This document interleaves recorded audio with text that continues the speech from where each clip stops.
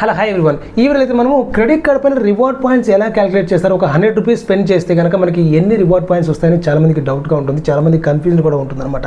So ఈ వీడియోలో మనము ప్రతి 100 రూపీస్కి మనకి క్రెడిట్ కార్డ్ ద్వారా వచ్చినటువంటి రివార్డ్ పాయింట్స్ ఎంత అనేది విషయం గురించి తెలుసుకుందాం. నార్మల్గా ఈ రివార్డ్ పాయింట్స్ క్యాలిక్యులేషన్ అనేది బ్యాంక్ టు బ్యాంక్ వేరియేషన్ ఉంటుందండి. బట్ మినిమం అయితే 100 రూపీస్ అనేది తీసుకుంటాయి కొన్ని బ్యాంక్స్, మినిమం 100 రూపీస్ స్పెండ్ చేయాలి. కొన్ని బ్యాంక్స్ వచ్చేసి 150 రూపీస్కి అనేది రివార్డ్ పాయింట్స్ క్యాలిక్యులేట్ చేస్తాయి. కొన్ని బ్యాంక్స్ వచ్చేసి 200 రూపీస్కి అనేది రివార్డ్ పాయింట్స్ అనేది క్యాలిక్యులేట్ చేస్తాయి. ఫర్ ఎగ్జాంపుల్ నేను వాడుతున్నటువంటి కార్డు వచ్చేసి హెచ్డిఎఫ్సి సంబంధించింది. హెచ్డిఎఫ్సిలో ప్రతి 150 రూపీస్కి రివార్డ్ పాయింట్స్ క్యాలిక్యులేట్ చేస్తారు అనమాట. సో దీనిలో వచ్చేసి ప్రతి 150 రూపీస్కి 2 రివార్డ్ పాయింట్స్ ఇవ్వడము, లేకపోతే 1 రివార్డ్ పాయింట్ ఇవ్వడము, ఇలాగనే చేస్తారనమాట. సో ఇంకా కొన్ని బ్యాంకులు వచ్చేసి ప్రతి 100 రూపీస్కి 2 రివార్డ్ పాయింట్స్, కొన్ని బ్యాంకులు ప్రతి 200 రూపీస్కి 2 రివార్డ్ పాయింట్స్ ఇలాగైతే ఇస్తారనమాట. బట్ క్యాలిక్యులేషన్ ఎలా చేస్తారు? ఫర్ ఎగ్జాంపుల్ మీరు ఒక 500 రూపీస్ అనేది స్పెండ్ చేశారండి, 500 రూపీస్. బట్ మనకి ఇక్కడ రివార్డ్ పాయింట్స్ ప్రతి 150 రూపీస్కి 2 రివార్డ్ పాయింట్స్ క్యాలిక్యులేట్ అయితే అనుకోండి, 500 డివైడ్ బై 150. సో అప్పుడు ఎంత అవుతుందండి?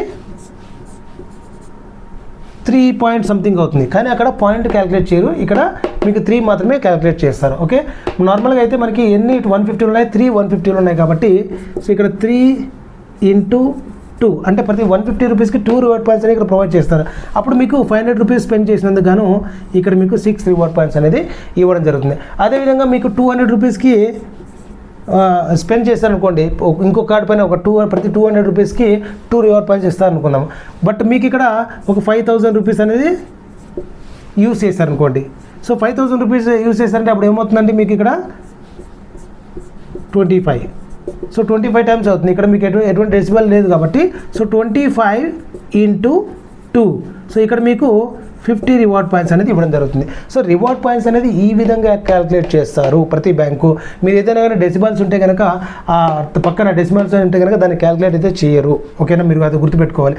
మీరు చాలామంది ఏమవుతుందంటే ఈ మంత్లో నేను ఒక 20,000 నేను యూజ్ చేశాను, బట్ రివార్డ్ పాయింట్స్ తక్కువ వచ్చాయి, డివైడెడ్ బై మనకి 200 ఇవ్వాలి కదా, అప్పుడు నాకు వచ్చేసి 20Kకి దాదాపు 200 రివార్డ్ పాయింట్స్ సంథింగ్ ఏదో రావాలి కదా అని చెప్పేసి చాలామంది అనుకుంటుంటారు. బట్ ఇందులో ఏంటంటే ప్రతి ట్రాన్సాక్షన్కి ఈచ్ ట్రాన్సాక్షన్కి మీకు రివార్డ్ పాయింట్స్ అనేది క్యాలిక్యులేట్ చేయడం జరుగుతుంది. ఇంకొకటి ఏంటంటే రివార్డ్ పాయింట్స్ మీరు తీసుకున్నప్పుడు కొన్ని రివార్డ్ పాయింట్స్కి ఎగ్జంప్షన్ ఉంటుందన్నమాట.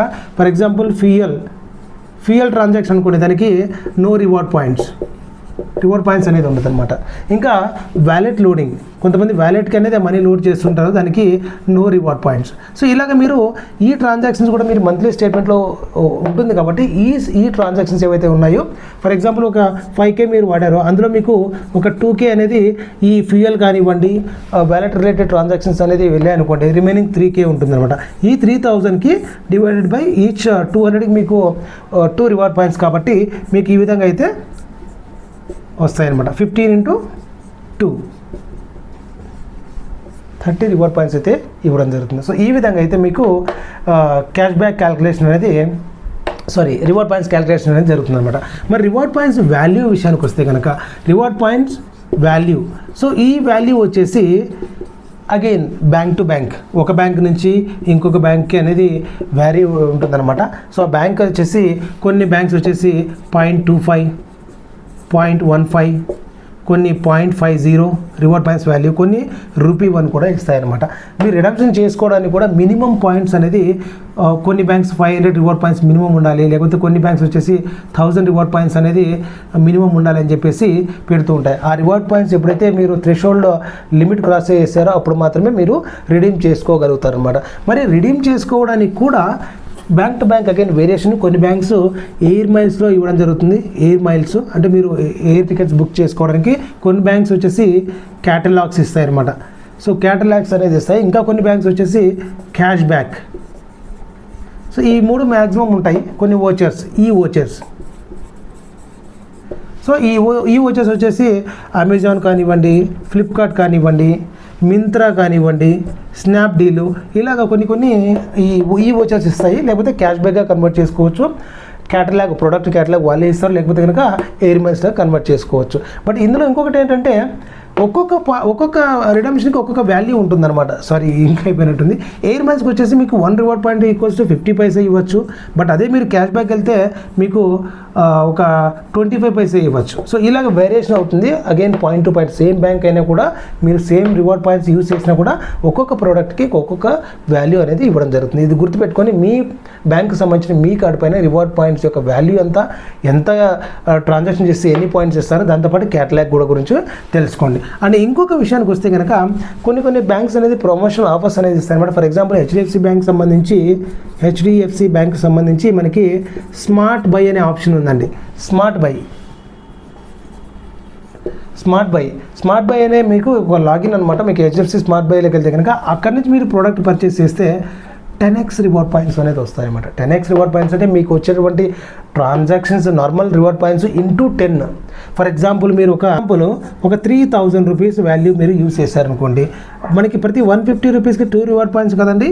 మనకి 150 రూపీస్ ఇంటూ 2 రివార్డ్ పాయింట్స్ అయితే ఏమవుతుంది మనకి ఇక్కడ నార్మల్గా. సో ఇక్కడ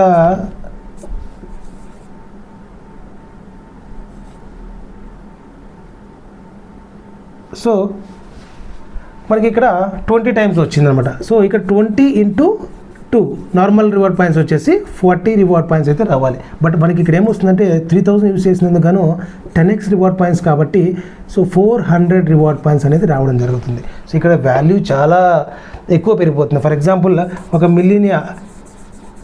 మిలీనియా కార్డ్ సంబంధించి 1 reward points equals to 1 rupee అండి. ఆ 1 రూపీ సంబంధించి ఇక్కడ చూసుకున్నా అంటే 3000 మీరు స్పెండ్ చేస్తే కనుక 400 రూపీస్ అనేది మీరు క్యాష్ బ్యాక్గా తీసుకోవచ్చు. సో ఇది చాలా వరకు మనకి బెనిఫిట్ అవుతుంది అనమాట. సో వీడియో చాలామందికి యూజ్ అవుతుందండి రివార్డ్ పాయింట్స్ క్యాటలాగ్ గురించి.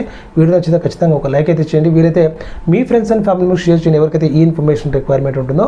మరిన్ని అప్డేట్స్ కోసం మిస్ అవ్వకుండా నా ఛానల్కి సబ్స్క్రైబ్ అవ్వడంతో పాటు నా ప్రీవియస్ వీడియోస్ ఒకసారి చూసారంటే కనుక మీ క్రెడిట్ కార్డు గురించి ప్రతి ఒక్క ఇన్ఫర్మేషన్, క్రెడిట్ కార్డు ఎలా వాడాలి, ఎలా వాడకూడదు, టర్మ్స్ అండ్ కండిషన్స్ ఏంటి, మినిమం డ్యూ అంటే ఏంటి, క్యాష్ విత్డ్రాల్ చేస్తే ఏమవుతుంది, బిల్లింగ్ సైకిల్ ఎలా చేంజ్ చేసుకోవాలి, ఇన్ కేస్ మీకు లేట్ పేమెంట్ చేస్తే పెనాల్టీ ఎంత పడుతుంది, అండ్ దాంతోపాటు మీకు ఓవర్ డ్యూ ఎంత ఉంటుంది, కంప్లీట్గా క్రెడిట్ కార్డ్ సంబంధించి ఒక లిస్ట్ అనేది తయారు చేశాను అనమాట. ప్లేలిస్ట్ ఇందులో మీకు చాలా వరకు ఇన్ఫర్మేటివ్ వీడియో ఉంటుంది.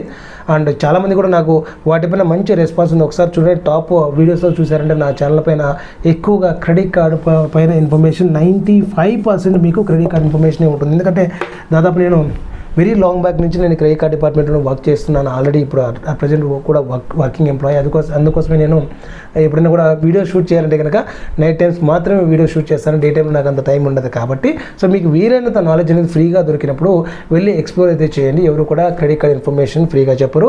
ఇన్ కేసు బ్యాంకు లేదా బ్రాంచ్కి వెళ్ళినా కూడా వాళ్ళకి అంత టైం ఉండదు అనమాట. మహా అంటే ఒకసారి ఎక్స్ప్లెయిన్ చేస్తారు, సెకండ్ టైం ఆటోమేటిక్గా ఎవరైనా ఇరిటేట్ అవుతారు. ఎందుకంటే వాళ్ళు ఎక్కువగా ఫోకస్ ఏరియా వేరే ఉంటుందన్నమాట. సో మీకు ఎంత వీలైతే అంత వెళ్ళి నా ఛానలే కాదు చాలా వరకు ప్లాట్ఫామ్స్ అయితే ఉన్నాయన్నమాట. మన యూట్యూబ్ ఛానల్స్ చాలా డిఫరెంట్ ఉన్నాయి.